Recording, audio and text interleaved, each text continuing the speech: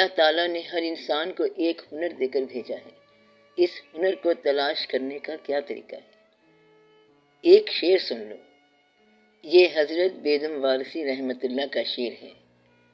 ہر اہل کمال آتا ہے لے کر کمال، بے دم آیا ہے بے کمالی لے کر. یہ وہی بیدم وارثی رحمۃ اللہ ہیں جنہوں نے یہ کہا تھا، آئی نسیم از کوئے محمد صلی اللہ علیہ وسلم، کھچنے لگا دل سوئے محمد صلی اللہ علیہ وسلم.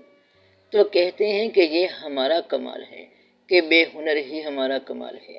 اگر ہنر دریافت ہوتا ہے تو ٹھیک ہے، ورنہ بے ہنر ہی رہو اور پرواہ نہ کرو.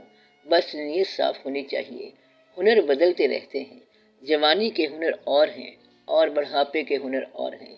نیت کا راستہ، ڈائریکشن اور رخ ٹھیک ہونا چاہیے. انسان میں اطاعت کا ہنر ہونا چاہیے. کس کی اطاعت؟ اللہ کی. اور اگر اللہ کی سمجھ نہیں آتی تو ماں باپ کی اطاعت کرو. یہ تو سمجھ آتی ہے نا؟ جب ماں باپ زندہ ہوں اور آپ نے ان کی اطاعت نہ کی تو پھر ان کی قبروں پر چراغ جلایا تو کیا جلایا؟ اس لیے اب ماں باپ کی اطاعت کر لو. یہ بیسٹ بات ہے. استاد کی اطاعت کرو، بزرگوں کی اطاعت کرو، اور پھر اللہ کے رسول صلی اللہ علیہ وآلہ وسلم کی اطاعت کرو. جو قریب کے بزرگ ہیں ان کی اطاعت کر لو. چھوٹا بھائی اپنے بڑے بھائی کا کہنا مان لے.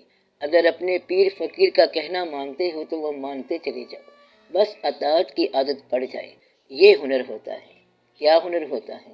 فالو کرنا، اور قدم با قدم فالو کرنا، یہ اطاعت ہوتی ہے. یہ بڑا ہنر ہے. باقی جو ہے اللہ تعالیٰ نے آپ کو ہنر عطا کیا ہے، اسے دریافت کرنا چاہیے. مگر آپ نے کیا دریافت کرنا ہے؟ ہنر تو خود سینہ پھاڑ کے بولے گا. جس کے گلے میں گانا ڈالا گیا ہے وہ خود بخود گائے گا. اسے ایسی ٹھیس لگے گی کہ وہ روئے گا اور اس طرح گانا بن جائے گا.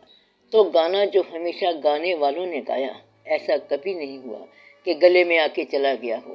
جب گلے میں آیا تو زبان سے ضرور نکلے گا. اگر ہنر رونا ہے تو وہ ضرور روئے گا. ہاتھ میں اگر تصویر کا فن ہے تو تصویر بھی بولے گی.